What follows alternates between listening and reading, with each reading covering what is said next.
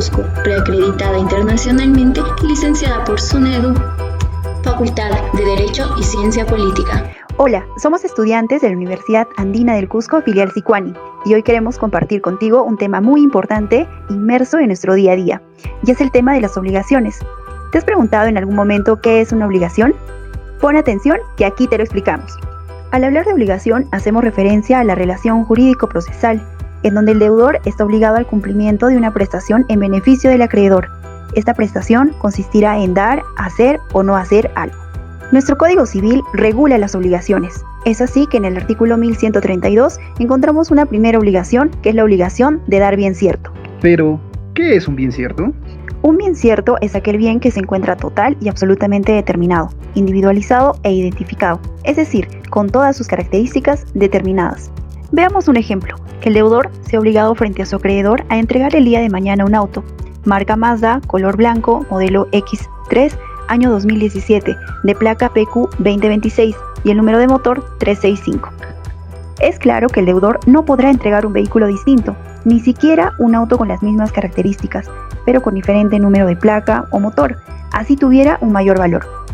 Y recuerda, esta obligación está constituida por aquella prestación del bien identificado, y desde que nace la obligación, las partes conocen este bien debido, por lo tanto, se considera cumplida cuando el mismo bien es entregado. Título 2. Obligación de hacer. Aquella en la cual el deudor se obliga a realizar un hecho, impone al deudor el desarrollo de una actividad que permite al acreedor la satisfacción de un interés. Un ejemplo, un contrato prenupcial de matrimonio. Otro ejemplo, un contrato para impartir cátedra en una universidad. Título 3. Obligación de no hacer. Aquellas en las que el deudor se compromete a abstenerse de realizar determinadas conductas que le sería ilícito realizar, si no, mediaría la obligación. Ejemplo, la obligación de no instalar un bar en un local que sea arrendado. En el título 4 encontramos la obligación alternativa y facultativa. La obligación alternativa se determinan diversas prestaciones de forma que el deudor se libera totalmente cumpliendo una de ellas. La condición es que el valor económico de las prestaciones son iguales o mayores. Ejemplo, Pedro debe entregar a Juan un caballo o una motocicleta. La opción le permite elegir cuál de esos objetos dará para concluir con su deuda. Obligación facultativa, cuando solo comprende a una prestación, pero con la facultad de que el deudor se libere cumpliendo con otra prestación. Ejemplo, Lucas le debe a María una suma de dinero, pero Lucas no tiene dinero, pero tiene un carro, por lo cual decide entregar el carro a María como medio de liberación de la obligación, pero María se entera de que Lucas tiene una casa y en vez del carro quiere la casa, pero María no puede hacerlo ya que Lucas como deudor posee el derecho de la elección. Las obligaciones divisibles son obligaciones en donde el objeto de la obligación recae sobre una sola prestación, en las cuales esta prestación se puede dividir o fraccionar. Por ejemplo, el deudor Pedro solicitó un préstamo de 10.000 soles al acreedor Juan, en el cual Pedro se comprometió a fraccionar la deuda en 2 cuotas, es decir, 5.000 en un mes y 5.000 al siguiente mes.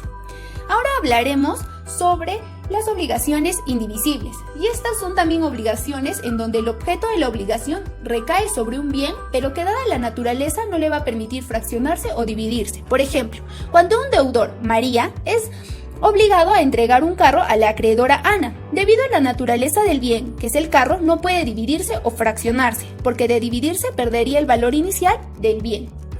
A continuación les daré las obligaciones mancomunadas. ¿Qué son estas obligaciones? Son aquellas que pueden tener varios acreedores o varios deudores. La obligación es mancomunada cuando se divide entre varios sujetos activos o pasivos. Por ejemplo, como se ve en la imagen, existe un acreedor y varios deudores que vendrían a ser A, B y C. Ahora daremos a conocer sobre las obligaciones solidarias. Y las obligaciones solidarias son cuando por pacto o por disposición de la ley, cualquiera de los acreedores puede exigir la prestación por entero, o cualquiera de los deudores puede ser compelido por el acreedor al cumplimiento íntegro de la prestación. Ahora, en el caso que estamos mostrando, B vendría a ser el deudor solidario.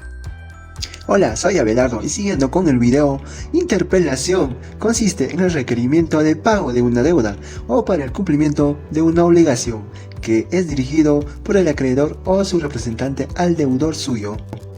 Para esto es necesario que la interpelación provenga del acreedor, o sea que exija al deudor a su vencimiento el cumplimiento de la obligación. El requerimiento debe ser hecho por el acreedor o por su representante, quien va a ser facultado para recibir el pago. Amigo, amiga, usted se pregunta, ¿en qué caso no hay necesidad de un requerimiento previo? Ejemplo, Pedro sea el constructor y yo dueño de un edificio, entonces pactamos en que el caso sea de que no me entregue la obra en el plazo fijado, Pedro va a quedar automáticamente constituido en mora. Daños y perjuicios. Empezamos con el siguiente ejemplo. Yo realizo un contrato con el jugador del momento, Gianluca Lapadula, para que esté presente en un evento deportivo. Este señor, por temas personales, decide no asistir al evento. Bueno, entonces me va a ocasionar daños y perjuicios. Daño emergente, la pérdida que yo voy a sufrir en gastos de su viaje, hotel y en el alquiler del estadio. Y como lucro cesante, las ganancias que yo voy a dejar de obtener por la venta de entradas. A partir de los mencionados, amigo, amiga, tras el incumplimiento de su obligación, usted podría quedar en mora y pagando una indemnización por daños y perjuicios. Incumplimiento de obligaciones. Por incumplimiento de las obligaciones, entendemos que es un acto en que el deudor no ha satisfecho al acreedor con su pretensión obligatoria de manera voluntaria o involuntaria. Si tenemos obligaciones, debemos de cumplirlas en el tiempo y modalidades establecidas en el contrato o acuerdo entre las partes. No cometamos lo siguiente si no queremos tener conflictos en nuestros contratos. Dolo. Consiste en el incumplimiento de forma deliberada y de mala fe, es decir, el deudor incumple su deber de llevar a cabo lo acordado a sabiendas. Mora. Retraso en el incumplimiento de la obligación. Cuando deliberadamente y de mala fe cumple de forma tardía, o bien cuando no observando la diligencia debida, cumple fuera del plazo. Cláusula penal. Tenemos dos funciones, una función resarcitoria y otra función punitiva. La primera función resarcitoria o reparadora del daño que ha causado al acreedor el incumplimiento de la obligación por el deudor o el incumplimiento irregular, con lo que la cláusula viene a sustituir a la indemnización de daños y perjuicios, o bien una función puramente punitiva, en este caso pena acumulativa. Se trataría de una prestación adicional del deudor que se suma a la propia indemnización de daños y perjuicios. No lleguemos a cometer estos actos. Recomendación: lea los contratos. Recuerda que tu primera obligación es comprender y entender todas las obligaciones a las que te sometes, firmando un acuerdo, y si dudas tienes, preguntar debes.